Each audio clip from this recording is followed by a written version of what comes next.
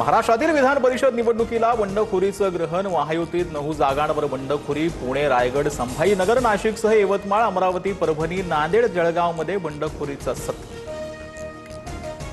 पुण्यात राष्ट्रवादीत विधान परिषद उमेदवारीवरून ड्रामा। राष्ट्रवादीच्या 2 उमेदवारांकडून अर्ज दाखल। विक्रम काकडेंचा अधिकृत उमेदवारी अर्ज तर सुनील ठिंगरेंकडून डम्मी अर्ज दाखल। संभाजीनगरमध्ये शिवसेनेकडून बंडखोरी। सत्तारांच्या मुलाचा अर्ज दाखल तर भाजपाकडून शिंदेंची शिवसेना संपवण्याचं काम सुरू। भाजपनं आमचं मुंडकं तोडलंय। 18 महिन्यात आम्हाला 18 रुपयांचा निधी नाही।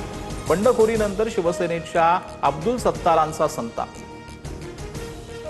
आमच्यावर आरोप करण्याआधी सत्तारांनी शिंदेंशी बोलावं। निधी आल्यावर निधी देणार। सत्तारांच्या आरोपांवरती भाजपच्या अतुल सावेंचं उत्तर तर वरिष्ठ नेत्यांना भेटणार। 2 दिवसात चित्र स्पष्ट होईल, सत्तारांचं वक्तव्य। मवियाकडून विधान परिषदेच्या 3 जागांवर अधिकचे उमेदवार। सोलापुरात 3ही पक्षाकडून अर्ज दाखल। नांदेडमधून काँग्रेस आणि ठाकरेंच्या शिवसेनेकडून प्रत्येकी 2 अर्ज तर सांगलीतून पवारांचे राष्ट्रवादी आणि काँग्रेसचे 2 उमेदवार रिंगणात। नाशिकमधून मात्र मवियाची एकही अर्ज नाही। दोन्ही शिवसेना एकत्र याव्यात। अंबादास दानवेंच्या वक्तव्यानं भुवया उंचावल्या तर आम्ही बाळासाहेब आणि हिंदुत्वाचा विचार घेऊन चाललोय। आमची घौड दौड अशीच सुरू राहील। उपमुख्यमंत्री शिंदेंनी मुद्दा अप्रत्यक्षपणे खोडला। अजितदादा असताना विलिनीकरणाच्या चर्चा झाल्या होत्या। दादा पवारांच्या राष्ट्रवादीशी चर्चा करत होते। दादा असताना आणि नसताना विलिनीकरण यात फरक। सुनील तटकर यांचं वक्तव्य। शेतकऱ्यांनी पेरणीची घाई करू नये। मान्सूनपूर्व वादळी पावसावर अवलंबून पेरणी करू नका। मुख्यमंत्री फडणवीसांचं शेतकरी बांधवांना आवाहन।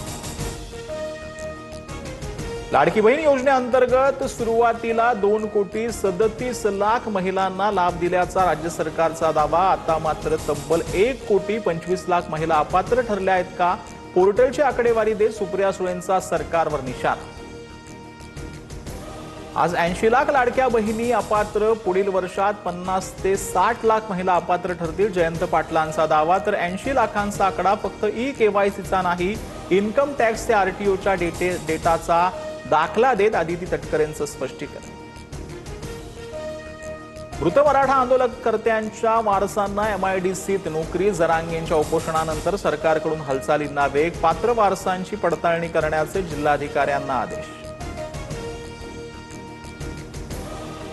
नागपुरात जुन्या वादात मराठवाड्याला वादळी वाऱ्यासह पावसाचा तडाखा। वाशिम, परभणी, हिंगोली, जळगावमध्ये जोरदार पाऊस। बारामतीला गारपिटीचा फटका। योगेंद्र पवारांकडून पाहणी तर वादळी वाऱ्यामुळे परभणीत घरावरील पत्रे उडाले। गौडगाव शिवारामध्ये वीज पडल्यानं 2 जनावरांचा मृत्यू। शेतकरी हवालदिल।